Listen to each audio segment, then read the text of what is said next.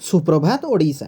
नमस्कार बंधुगण, आपण को आम यूट्यूब चैनल पॉलिटिकल आडारे स्वागत। टॉप न्यूज गुड़िक जानापी भिडटी को शेष पर्यंत देखंतु। राज्य में 24 जाए कालबैशाखी तापमात्रा 2 डिग्री रु 3 डिग्री कमी पारे। राज्य में आसंता 24 तारिख पर्यंत कालबैशाखी प्रभाव रहिबो।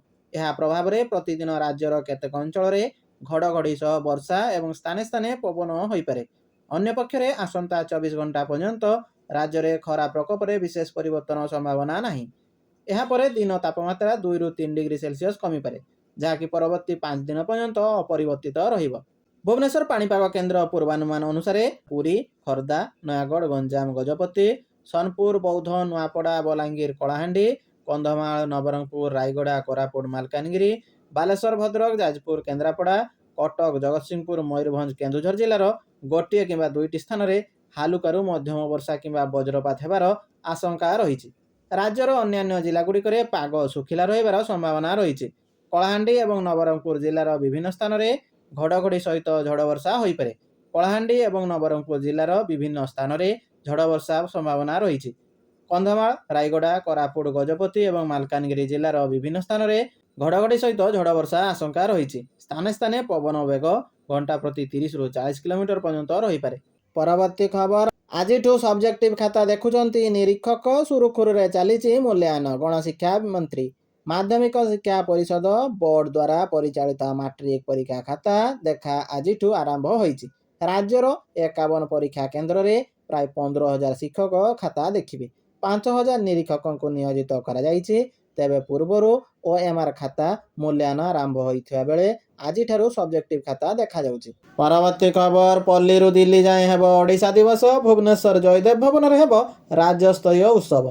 पल्लीरू दिल्ली जाए पालन हेब ओडिशा दिवस। राज्य राजधानी भुवनेश्वर समेत जिला और उपखंड तथा सारा ओडिशा समेत देशर राजधानी नुआ दिल्ली, कोलकाता, मुंबई, चेन्नई रे पालन हेब ओडिशा दिवस। आनंद उल्लास और आकर्षणीय भाव में महासमारोह पालन लगी मुख्य शासन सचिव अनुगोर निर्देश और परामर्श देइचंती। परवर्ती खबर, पारादीप रे लागिला तैल जहाज मिलिला बड़ आश्वस्ति। युद्ध प्रभावित देश ओमान रु एक अशोधित तैल बोझई जहाज पारादीप बंदर रे लागिछि। एथिरे थिबा 2,50,000 मेट्रिक टन औषधित तैल अपसारण हेउछि। शुक्रवार संध्या सुधा तैल खलास हेबो बोली पोर्ट डेली ट्राफिक रिपोर्ट रु जना पड़िछि। परवर्ती खबर, ओडिशा रे मिलिला हीरा खणी। सूचना देले मंत्री। ओडिशा रे मिलिछि हीरा खणीर संधान। तेबे राज्यर नुआपड़ा जिले में यह खणीर संधान मिली। नुआपड़ार कालमी दादर ठारे हीरा पथर चिन्हट करा जाइथिबा नहीं विधानसभा उत्तर रखिछंती खणी मंत्री विभूतिभूषण जेना। से कहिछंती यार वैषयिक अर्थनैतिक अन्यान्य आनुषंगिक मूल्यांकन कार्य चालू रही। सेहीपरि कलाहांडी जिला जूनागढ़ ब्लॉक हिंजली बाहाल जिलिंगे बार ठारे माणिक थिबा सूचना मिली। अन्यपटे देवगढ़ जिला रियामाल अंचल में तंबाबाही पत्थर, ग्राफाइट, निकेल सह सुना चिन्हट कर मयूरभंज केन्दुझर में सुना खणी थिबा संधान मिलिथिबा मंत्री सूचना देइचंती। परवर्ती खबर, एप्रिल 16 रु राज्य में घर गणना। जनगणना पूर्व आरंभ है प्राक प्रस्तुति। राज्य में आरंभ होगाकू जाउछि जनगणना प्रक्रिया। प्रथम पर्यायर आसंता एप्रिल 16 रु राज्य में घर गणाजिब।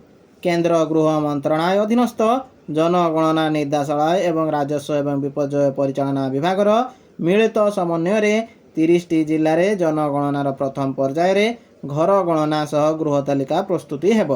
यह प्रक्रिया एप्रिल 16 रु मे 15 पर्यंत तालीम प्राप्त गणनाकारी और सुपरभाइजर मानक द्वारा परिचालित हेब। यह पूर्वर एप्रिल 1 रु 15 तारिख मध्य रात्रि पर्यंत स्वगणनार प्रावधान रही। यह कार्यक्रम एसी पोर्टाल माध्यम जनसाधारण निजर तथ्य निजे प्रदान करें। परवर्ती खबर, राजधानी राजरास्तार पाचिकांक आंदोलन। दरमा वृद्धि और अवसरकालीन बयस सीमा 62 वर्ष को वृद्धि करने नहीं दाबी। रास्तार धारणार बसिचंती पाचिका। दरमा वृद्धि करने को नहीं निखिल ओडिशा मध्याह्न भोजन पाचक पाचिका माने आंदोलन को ओह्लाइचंती। तोराणी पी और मुढ़ी खाई धारणार बसिचंती पाचिका। 3 मास है दरमा मिलनी। एणु संघ तुरंत 3 मासर दरमा प्रदान करने को दाबी करिसंती।